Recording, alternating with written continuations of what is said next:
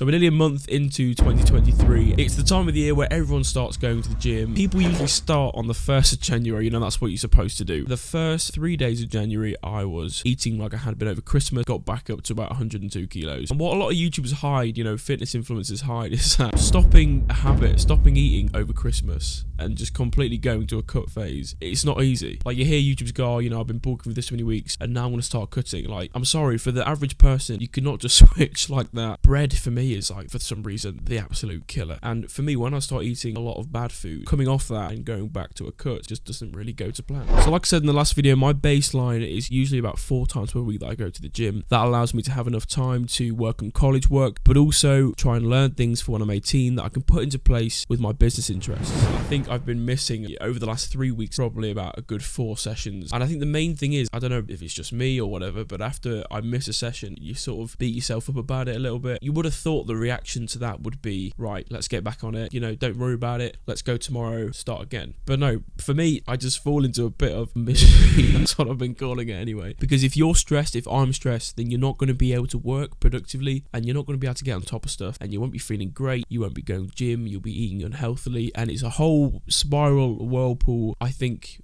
I'm happiest when I've eaten healthily, when I've gone to the gym, and that's when I can be my most productive. So I'm constantly learning while I'm doing college and then fitting in the gym. Now, I know everyone makes excuses. It's normal to make excuses because sometimes your body just doesn't want to go to the gym. But it's gotten to the point for me where, you know, you see all these successful people, and the reason mainly that they're successful is because they're committed to doing something. Even with YouTube, like, you see on YouTube and social media the best case scenario. You don't see the thousands and thousands of TikToks of people starting things and giving up really quickly because that's not interesting to watch. I'm here giving information as a very, very, very average guy, you know. Don't get me wrong, my aim is to be successful. Me going to the gym, me getting on top of tasks and projects is what's going to get me there. So that's why I think it's important to watch these sort of videos, to understand that only a very small percentage of people commit to something, push through something, and get that end result.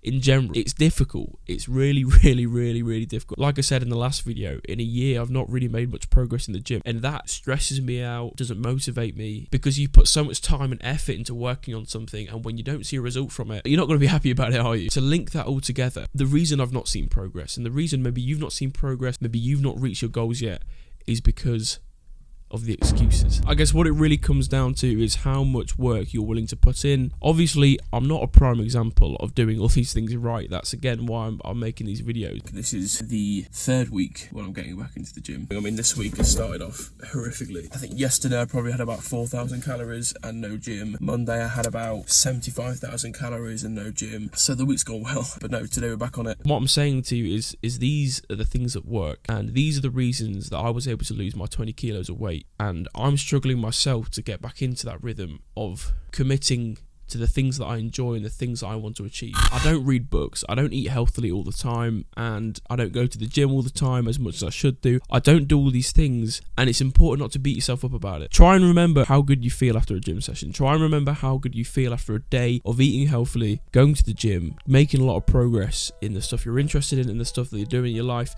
Remember that feeling and think about it. Next time you're thinking of skipping gym, I committed to losing weight and I lost the weight because I wasn't making excuses. Don't let excuses hinder your progress. And on that note, see you in episode 3. They tell me that I'm never gonna make it. They want me to do something that can make sense. They hate when I keep dreaming I'll be famous, but I don't give a fuck, I'ma keep chasing.